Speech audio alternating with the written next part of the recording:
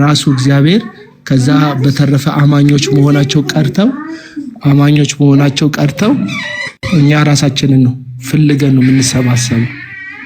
ስለዚህ ሰዎች ቃሉን ከመስማት እውነትን ከመስማት ጽድቅን ከመስማት የበለጠ ራሳቸውን መስማት ነው የሚፈልጉት። ስለዚህ እንዳልኩት ቅድም 3 ነገር አሳይቶናል። ይሄ ነገር አንደኛ አለመርካታቸውን ያሳየን። እነዚህ ሰዎች በስም አልረኩም፣ በመኪና አልረኩም። ለዚህ ምን ይሉናል?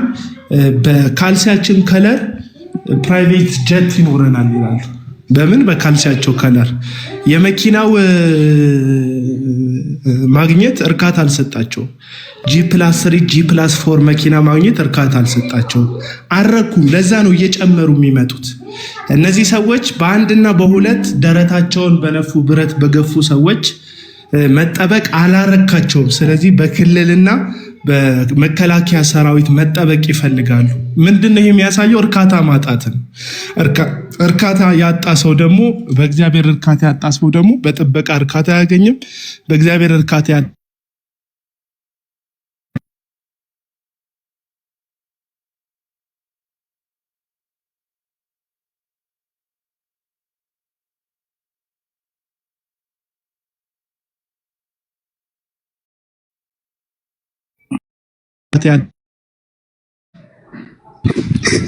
ያ አቤላ ተቋርጧል። ኦኬ አለው ተቋርጧል። አሁን መጣ። ስለዚህ በእግዚአብሔር ያረካ ሰው በምንም ነገር እርካታ ሊያገኝ አይችልም። በጠባቂው አይረካም። ስለዚህ ከአንድ ሁለት ቦዲጋርድ የክልል ወታደሮችን ይፈልጋል። የመከላከያ ሰራዊት እንዲጠብቀው ይፈልጋል። ምክንያቱም አረካም። እርካታ ማጣት ነው። ይሄ እርካታ ማጣት ነው።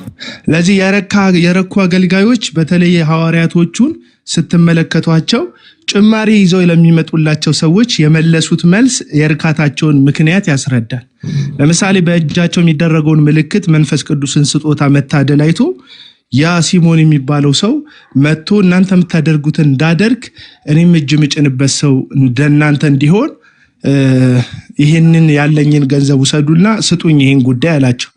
ልክ እንደ አስማቱ ልክ እንደ ማጂኩ በገንዘብ የሚገዛ መስሎት ሂድ አንተም ገንዘብህም አብራችሁ ጥፉ አለው ሐዋርያው ቅዱስ ጴጥሮስ።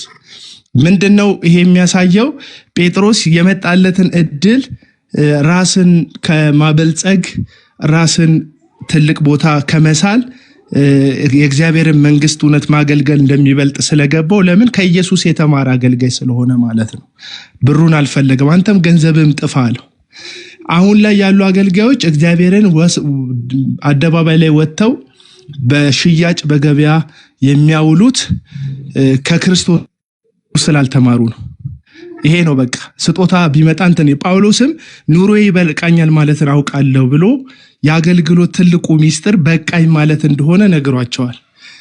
ጳውሎስ ምንድነው የሚበቃ ስንለው ለጢሞቴዎስ በጻፈለት መልእክት ላይ ማንም ሰው ሁላችንም ራቁታችንን ተወልደናል፣ ደግሞ ራቁታችንን እንሞታለን። ስለዚህ የምበላውና ምጠጣው ካለኝ ምለብሰው ካለኝ ይበቃኛል አለ።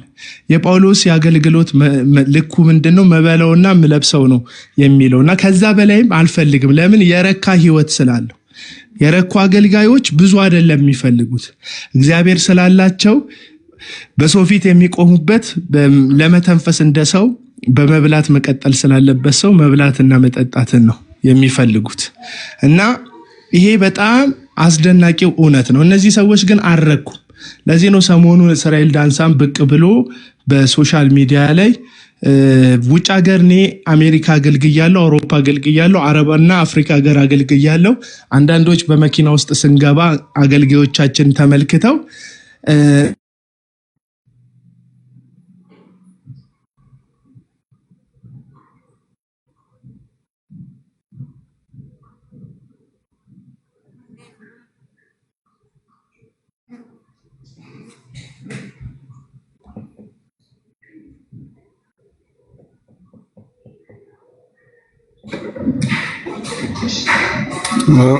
አቤላ ተቋረጠ ማለት ነው። እስኪመለስ መቀጠል የሚፈልግ ሰው ካለ መቀጠል ይችላል። ኦኬ ሜቢ አቤል እንዴት ገባችሁ ምናምን ባለው ጉዳይ ላይ የእውነት ለመናገር ሰዎቹን ስታያቸው አሁን አንድ ጋርድ ነው አይደል? ሪፐብሊካን ጋርድ ብትሰጣቸው የጠቅላይ ሚኒስቴሩን ቦታ ይፈልጉታል። ጠቅላይ ሚኒስቴሩን ቦታ ብትሰጣቸው በቃ የተባበሩት መንግስታት ፕሬዝዳንት ነው ይላሉ። እግዚአብሔርን እስከሚሆኑ ድረስ ፍላጎታቸው አይቆምም እነዚህ ሰዎች። ስለዚህ የሐዋርያት መንገድ ምንድነው? የሚቆጣጠር ተቋም አቋቋሙ። ይሄ ነገር ስህተት ነው፣ ይሄ ነገር ልክ ነው የሚል እንትን። አሁን እንደ ግለሰብ ልክ ነው አቤል ያለው ስፒሪቹዋል ፌለሪቲ አለ። እንደ ተቋም ደግሞ ይሄ ነገር ስህተት ነው፣ ይሄ ነገር ትክክል ነው የሚል አካል ያስፈልገናል። የመሪዎች ህብረት ያስፈልገናል። የሚያግድ የሚሸልም ተቋም ያስፈልገናል። አሁን ካውንስል የምንለው ካውንስል ትልቅ የህግ ክፍል ነው።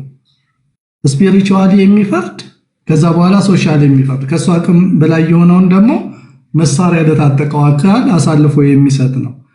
ዲሲፕሊን ብቻ አይደለም። አሁን እዚህ አካባቢ ጴንጤው አካባቢ እየተሰራ ያለው የህግ ጥሰትም እየተሰራ ነው። ካውንስሉ በጣም ኢምፖርታንት የሆነው የእነዚህን ሰዎች የማይረካ ምኞት ለማቆም ነው። ተሳስታችኋል። ልክ ሲሞን እንዳለው ማለት ነው። ንስሐ ግባ እግዚአብሔር ምናልባት ይቅር ይልሃል እንዳለው ንስሐ ግቡ ምናልባት እግዚአብሔር ይቅር ይላችሁ ይሆናል ብሎ ላይሰንሳቸውን የሚቀማ የህግ ተቋም ያስፈልገናል። ዛት ይዟይ ካውንስሉን የምናነሳው ካውንስሉ ህግ ክፍሉ ጠንካራ ቢሆን መንፈሳዊ ዘርፉ ጠንካራ ቢሆን እንትን ማድረግ ይችላል ነው። እነዚህን ሰዎች ማቆም ይችላል። አሁን ጠንካራ የሆነ የህግ ክፍል ያለው የተደራጀ ስፒሪቹዋል ቀይ መስመር ያለው ካውንስል ስለሌለን ነው እንደዚህ እየሆነን ያለ ነው። ባለፈው ኦርቶዶክስ ተዛይለም የጨረቃ ፓስተር ማለት ነው የጨረቃ ጳጳሳት የተባሉት ልክ ሲወጡ ሲኖዶሱ ተሰበሰበና በቃ ማረጋችሁን ቀምተን አቶ ብለናችኋል አለ። እኛ እንደዚህ አይነት ኦቶሪቴቲቭ ካውንስል የለንም። ካውንስሉ ሚኒስትራ አናቅም። የኛ ድምጽ የለበትም። የኛ ይሁንታ የለውም። ካውንስሉ እንዴት እንደሚመረጥ አናቅም። በጣም ብዙ ክፍተት አለው ይሄ ካውንስል። ስለዚህ ይህን ካውንስል አፍርሰን አብያተ ክርስቲያናትን ወደ ላይ ማምጣት አለብን። ለምን እንደዚህ የማይረኩ ሰዎችን ለማስቆም ከዛ አንፃር ነው ያስገባነው። አቤል አቡና ወንድም አለም ካለ የለም መሰለኝ።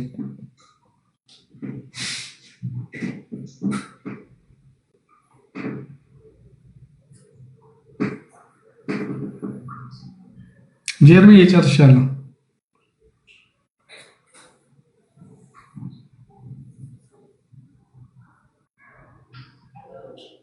ወረደ እንደ አቤል ማቲ አላወራም። ማቲ ለማቲ ድል ማቲ አለ። ጆዬ እንዴት ነህ? ሰላም ነው ወይ? በድጋሚ ተጠፋፋን እኮ በቃ ፋይላችን የተዘጋ አስመሰል ነው። እሺ እቀጥላለሁ። ሰላም አይዘጋም።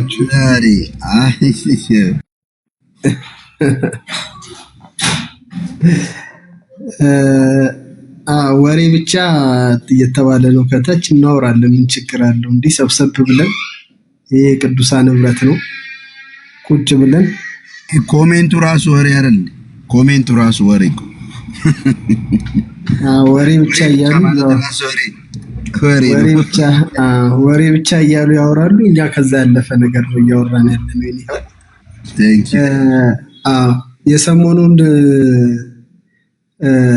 የትምህርት እንትን በጣም የሚገርም ነገር ነው እውነት ለመናገር። ሰዎቹ ራሱ ሄደው መድረክ ላይ ያቀረቡት ነገር ራሱም ደግሞ የሚያገለግለው ሰውዬ ራሱ ያቀረበበት መንገድ እንደዚህ እንዲተላለፍ በራሱ ቻናል ላይ የፈቀደበት መንገድ ሁሉም ለኔ ከሚል የመነጨ ነው። እግዚአብሔር እንኳን ለሰዎች የጸጋ ስጦታ ሲሰጥ እኮ አይደለ ለአንዱ ይሄን ይላል። ሰጪው መንፈስ ቅዱስ ነውና የምናገለግልባቸው የአገልግሎት ድርሻዎች አሉ። አሁን እኛ ከዛ ግለሰብ እንደው የማስተማርንም አገልግሎት ፈልገን አይደለም። የእግዚአብሔርን ቃል ማወቁ በጣም ጥሩ ነው፣ መማሩ በጣም ጥሩ ነው። ግን ተምሮት ነው አይደለም የሚለውን ነገር እኮ ፕራክቲካሊ በህይወት እያሳየን ፕራክቲካሊ በአገልግሎቶች ውስጥ በልምምዶች ውስጥ በእምነት አቋሞች ውስጥ የዚህ ሰው ማንነት እየተገለጠ ነው ያለው እና ኮሌጆቹም ቅድም እንደተነሳው በጣም ቼክ ሊደረጉ ይገባል። እውነት ለመናገር እየተማሩ ያሉትን የእግዚአብሔርን ቃል ቁጭ ብለው እያጠኑ ያሉትን ሰዎች በጣም ዲስከሬጅ ያደርጋል እንደዚህ አይነት ነገር። ቅድም አቤላ ሲናገር እንደነበረው አፍተር ኦል ሰዎቹ በሁሉም ብቁ ነን፣ በሁሉም ዝግጁ ነን፣ እኛን የሚመስል አቻ ተወዳዳሪ የለንም ነው። የገንዘብ አቅማቸውን በደንብ አሳይተዋል። ወንብድናቸውን በደንብ አሳይተዋል። አሁን ደግሞ ትምህርቱን ላይ ከመጣችሁ ማናችሁም ፊታችን ልትቆሙ አትችሉም ነው ነገርየውና ይሄን ጉዳይ ሊፈታልን የሚችል ኃይል አለ ብዬ አላስብም። ምክንያቱም አንድ ግለሰብ አመለካከቱ ይሄ የህይወት እይታው በዚህ ከተቀረጸ ነገም ደግሞ ጨምሮ ሌላ ነገር ይዞብን ይመጣል። ራሱን ልዩ ፍጥረት ለማድረግ ስለሆነ ጉዞ አካሄዱ ነገ ላይ ራሱን ልዩ ፍጥረት አድርጎ የማያስቀምጥበት ምንም አይነት ምክንያት የለም። በተቻለ አቅም ከሁሉ የተሻለ እንደሆነ ከሁሉ የበለጠ እንደሆነ እሱ ጋር ሊደርስበት የሚችል አንዳች ኃይል እንደሌለ ለማሳየት ነው ፉክክሩ። ይሄ በሱ ብቻ ሳይሆን ሌሎቹም አሁን በቀጣይ እንደ እንትን አድርገው እንደ ሞዴል አድርገው የሚወስዱትና ጋውናቸውን እየለበሱ ቆባቸውን ላያቸው ላይ እንትን ብለው ፕሮፌት ነን የሚሉና ሐዋርያ ነን የሚሉ ግለሰቦች ይሄንን ቻሌንጅ ይቀላቀሉታል። ወረቀታችሁን አምጡም እኮ ብለን አንጠይቃቸውም። እኛ ማን የሰጣችሁን ብለን አንጠይቃቸውም። ሄደንም አናጣራም። የማጣራት መብቱም ያለን አይመስለኝም። እዚህ ኢትዮጵያ ውስጥ ተቀምጠ የፒኤችዲ ከተደረገ በቃ ፒኤችዲ ነው ብለህ ታምናለህ። የማስተርስ ከተደረገ በቃ ማስተርስ ነው ብለህ ታምናለህ እንጂ ማጣራቱንም የመስራት ኃላፊነቱ እኛ እጅ ላይ ያለ ጉዳይ አይደለም። ስለዚህ ሌሎቹ ጋውኑን ተከራይተውትም ቢሆን አንዳንድ ፎቶ ቤቶች እኮ አሉ ጋውኖቹ፣ ምን ችግር አለው? ስለዚህ እየለበሱት ደግሞ ይመጡና ይሄ ያለኝ ወደ ማለት ይመጣል። ይሄ አካሄድ እንዲቆም ነው። ቀደም ጌዲ በጣም ጥሩ ፖይንት ሲያነሳ ነበረ። በካውንስል ደረጃ ይሄ ስራ ተሰርቶ መፍትሄ ማምጣት አይችልም። 4 ነጥብ። ይሄ ልንተማመንበት የሚገባ እውነትም እኔ የተቋቋመውም ለዚህም አይመስለኝም። እንደውም ለምን ሙከራም ሲያረግ እያየ ነው ስላልሆነ የተቋቋመውም ለዚህ አይመስለኝም። አላማውን ወይ በጣም ክሊር አድርጎ ይንገረንና የ4000 ቤተ እምነቶችን ያቀፈበትን ምክንያት ከምን ተነስቶ እንዳቀፋቸው ምን እንደሆነ አላማው በግልጽ ያስቀምጥልን እንጂ እነዚህ ስራዎች ይሰራል የሚል እምነት የለኝም። ግን አብያተ ክርስቲያናት አሁን ላይ እየጀመሩት ያሉት ሪፎርም በጣም ቆንጆ ነው። ነገ ላይ ጥሩ የሆነ ውጤት ያመጣል ብዬ በግል ያምናለሁና እነዚህ ገንዘብ ያሰከራቸው ሰዎች ከማንም እንደተሻሉ ሁሌ የሚያስቡ ሰዎች ነገ ላይ ሌላም ነገር ይዘው የማይመጡበት ምንም አይነት ምክንያት የለም ብዬ ነው እማምን። ስለዚህ ይሄን ለማለት ነው። ተባረኩ። ማቲዬ ተባረክ። ጌታ ዘመነን ይባርክ። ያው ቅዱሳን እንግዲህ አብያተ ክርስቲያናት አሁን መጨረሻ ላይ ያልከው እሱ ነው በጣም ውጤታማ የሚያደርገን ብዬ የማምነው። ታድሶ እያንዳንዱ ቤተክርስቲያን እየወሰደ ያለው እርምጃ በጣም ይበል የሚያሰኝ ነው። ከዛ እነዚሁ አብያተ ክርስቲያናት ደግሞ እንደ ጥንቱ አብያተ ክርስቲያናት ህብረትን ደግሞ አጠናክረው ከያዙት ጀስት ኦሬዲ ምንድነው 2 ጎራ ይኖራል። 2 ኢየሱስ አለ አይደል? ልክ 2 ኢየሱስ እንዳለ 2 ጎራ ደግሞ ይኖራል። የትኛውን ነው እኛ አብያተ ክርስቲያናት የያዙት? የትኛውን ነው ይታወቃል። ከጥንት ጀምሮ የነበረ ወደዛ ጥንት አምልኮ ስርዓታቸው ትምህርታቸው ከተመለሱ አብያተ ክርስቲያናት በቃ ምክንያቱም እነዚህ ሰዎች ሲጀመር ህልውና የላቸውም። ከአብያተ ክርስቲያናት እያስኮበለሉ ነው ሰዎችን ተከታዮቻቸው ሲያደርጉ የነበረው። እስካሁን አብያተ ክርስቲያናትን በመንቀፍና በመስደብ ምግባረ ብልሹ የሆኑና ቅድስናን የማይወዱ ምኞታቸውን የሚከተሉ በብዙ ምኞት የተሞሉ ሰነፍ ሴቶች ሰነፍ እህቶች ናቸው የሚከተሏቸው። ለነሱ ደግሞ በመዳራታቸው ብዛት ነው የሚከተሏቸው። ምክንያቱም ካለባበስ እስከ አኗኗር ድረስ የሚያሳዩቸው አክት አለ። ያንን የሚፈልግ ደግሞ ትውልድ አለ። ምን አይነት ትውልድ ነው? ቃሉ የሌለው ትውልድ አብያተ ክርስቲያናት ውስጥ ቁጭ ብሎ ወደ ቃሉ ነገር የማይደርስ ሁሉ ጊዜ እየተማሩ እውነትን ምንም ማይሉ ማያውቁ ወደ እውነት የማይደርሱ በልዙ ልምኞት ያለባቸው እና እነዚህ ምስኪን እህቶችን በማታለል ያስከትላሉ። ኦኬ። ከዛ ደግሞ ሌላው ምንም የማያውቁ ገና ከቤተሰብ ክርስትናን የተቀበሉ ደግሞ ወጣቶች አሉ። እነሱን ያስከትላሉ። ሃይማኖት ብቻ የሆነባቸውን ማለት ነው። አሁን ልክ እንዳልኩት አብያተ ክርስቲያናት ወደ ታድሶ ከተመለሱ እኛም አይተን ከኦርቶዶክስ ወጥተን የመጣ ነው። እኛ ሄዳን ነው እዛ ነው፣ ግን ከዛ የመጣ ነው የተሻለ ጠንከር ያለ ህይወትና ላይፍ በአብያተ ክርስቲያናት ስላየን ነው መተን የተቀላቀል ነው። ዛሬም የሚቀላቀሉ ትላንትም የተቀላቀሉ ብዙዎች እንደዛ ናቸው። ያን ጊዜ ይታወቃል። ባዕድ ኢየሱስ፣ ልዩ ኢየሱስ፣ የኦል ጂሰስ ኢየሱስ፣ የኡበርት እንጅል፣ የአፍሪካን ኢየሱስ፣ አጭበርባሪው፣ ሌባው፣ ገንዘብ ወዳዱ፣ ዓለም ወዳዱ፣ እርኩሰት ወዳዱ፣ የጨለማው ዓለም ገዢ የሆነውን ስፒሪት በሚስጥር የሚሰራውን ጳውሎስ አሁን በሚስጥር ይሰራልና ያለውን እሱን እንደሚከተሉ ግልጽ ነው። ይሄ ሲለይ ትውልድ ምን ይሆናል? ምርጫ ያደርጋል ማለት ነው። በእውነተኛው ወንጌል የተነካ ወደዚህ ይመጣል። ደግሞ ምኞቱን የሚከተለው ዝም ብሎ የሚፈልገው ወደዛ ይሄዳል። ያን ጊዜ በጣም ምርጥ ነው። ገባ? ጥሩ ይሆናል። ህይወት የሚፈልጉ ንጽህናን የሚፈልጉ በጎን ማን ያሳየናል የሚሉት ወደ አብያተ ክርስቲያናት ነው የሚመጡት። ገንዘብ የሚፈልጉ መዳራት የሚወዱ ዓለም ወዳዶች ደግሞ ወደዛ ይሄዳሉ። እንደውም ጥሩ ይሆናል። እዚህ ሆነውም መሀከል ተቀምጠው አያስጨንቁም። ምርጫቸውን መርጠው ይሄዳሉ እና የጠራ የእግዚአብሔርን ነገር የሚፈልግ ትውልድ ብቻ ሲኖር ያን ጊዜ ገባ እንደበፊቱ ቤተክርስቲያን ዝናዋ ወጥቶ ነበር አይደል? በቃ መሆንስ ካለብን ጴንጤ ነው መሆን ያለብን እስኪሉ ድረስ ዓለማውያን የደረሱበት ዘመን ነበር።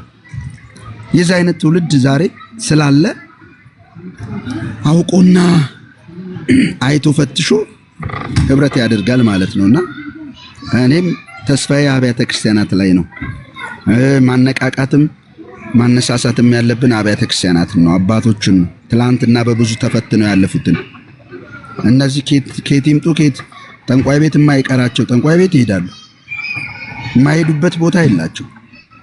ተከታዮቻቸው ምንም ስለ እግዚአብሔር የሚያውቁት ጉዳይ የለም። ምክንያቱም ኤቭሪ ዴይ ሲሄዱ ስለ እግዚአብሔር የሚማሩትም የሚሰበኩትም ስብከት ስለሌለ ስለ ገንዘብ ነው፣ ስለ ራሳቸው ነው የሚሰበኩት።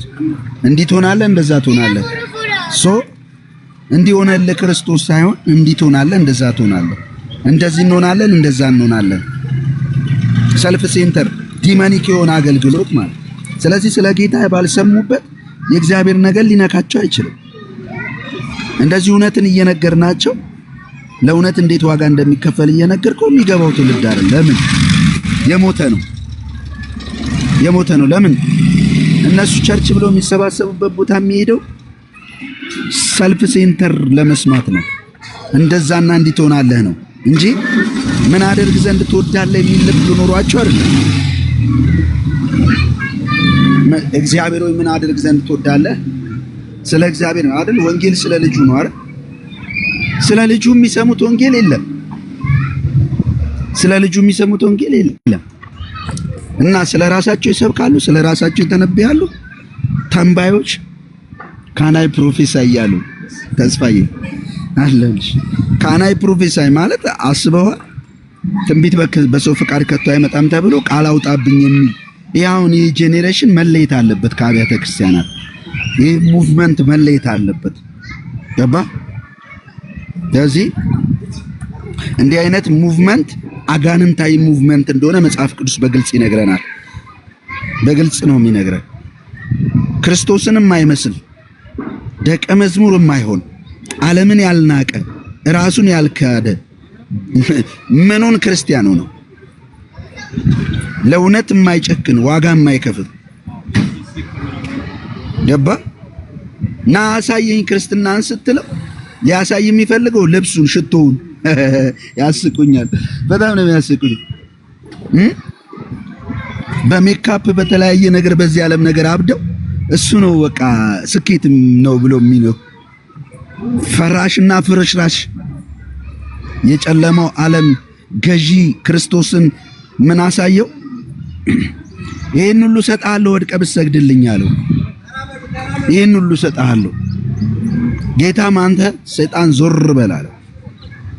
እግዚአብሔር አምላክን ብቻ አምልክ፣ እሱ ለሱ ብቻ ስገድ ተብሎ ተጽፏል።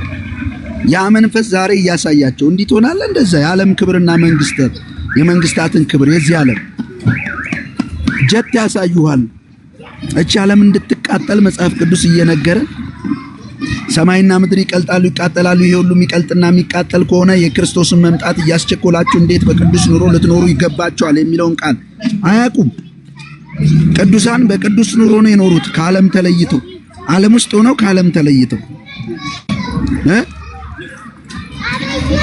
ዋጋው ውድ በሆነ ነገር አትሽቀርቀሩ፣ ከእግዚአብሔር ይልቅ ተድላን አትውደዱ ተብለ አይወዱም። እነዚህ ግን ከእግዚአብሔር ይልቅ ተድላን ይወዳሉ፣ የዓለምን ብልጭልጭ ይወዳሉ። ለምን? ከሚጠፋው ጋር ጥፊ ስለሆኑ የጥፋቱ ባሪያዎች ናቸው ይላል መጽሐፉ።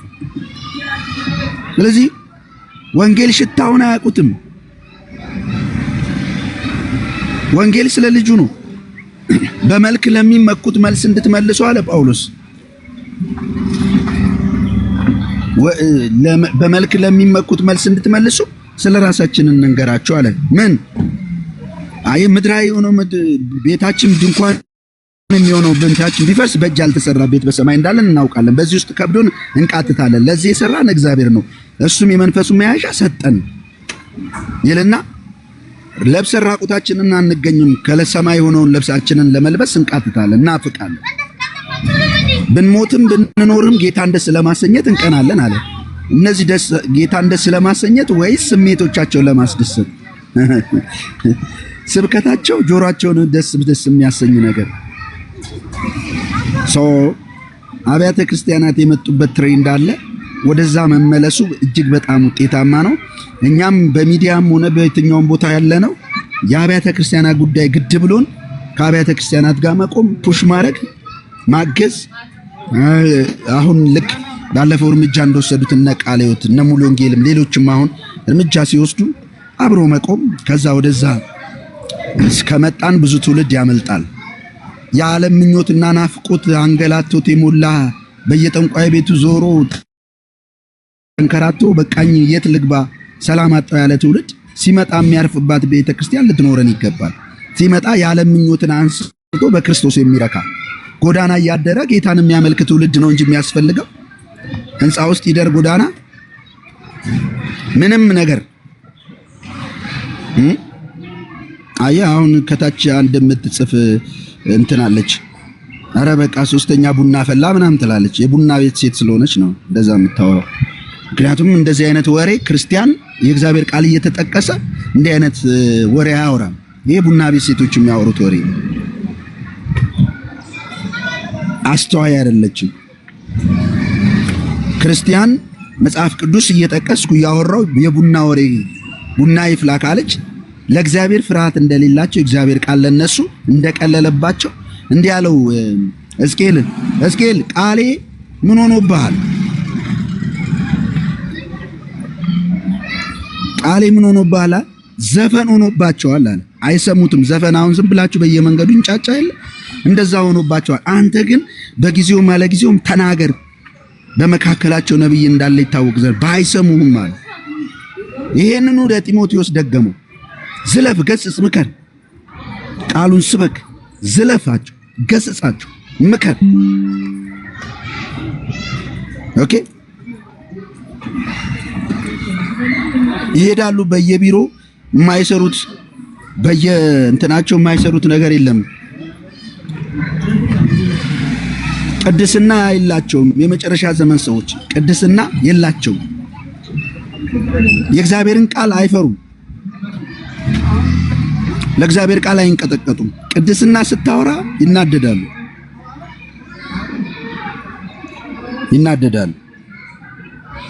ኦኬ። አሁንም እኛ የወንጌል አማኞች 10,000 ሰዎች አይደለንም። 10,000 ናቸው በቁጥር እኔ በነግራችሁ ሰነፎቹ 10,000ውን ይከፋፈሉታል ሐሰተኛ ነቢያቶች። ከሁሉም ጋር ነው የሚዳሩት። እዚህኛውም ገንዘባቸውን ረጭተው ይዳራሉ። ሙገሳ ነው የሚፈልጉት። ውጫዊ ነገራቸውን ያደናንቃሉ። እንዲህ ትሆናላችሁ ይባላሉ። እዛኛው ደግሞ ሮብ ይሄዳሉ። ከሳምንት እስከ 8 በየአዳራሾቻቸው ዞረው ስለራሳቸው የእግዚአብሔር ቃል ሲወራ ያንቀጠቅጣቸዋል።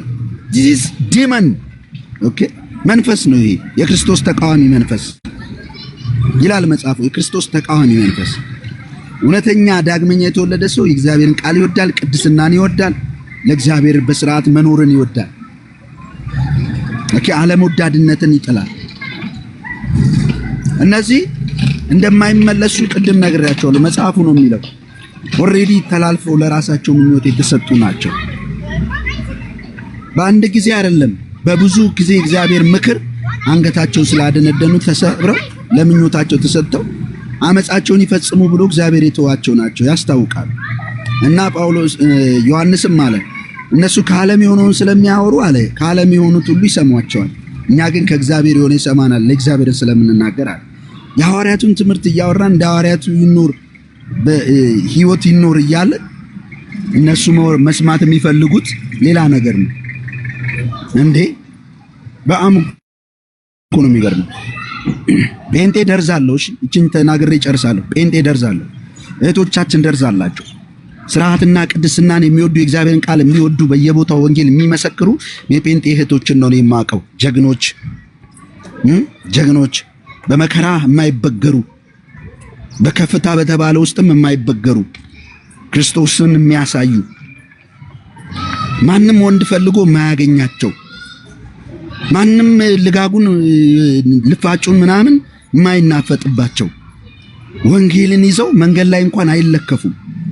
ገና ሲያዩአቸው አጋንንት ይንጠረጠራሉ ውስጣቸው። እንዲህ አይነት እህቶች ናቸው በጴንጤ ውስጥ የሚታወቁት።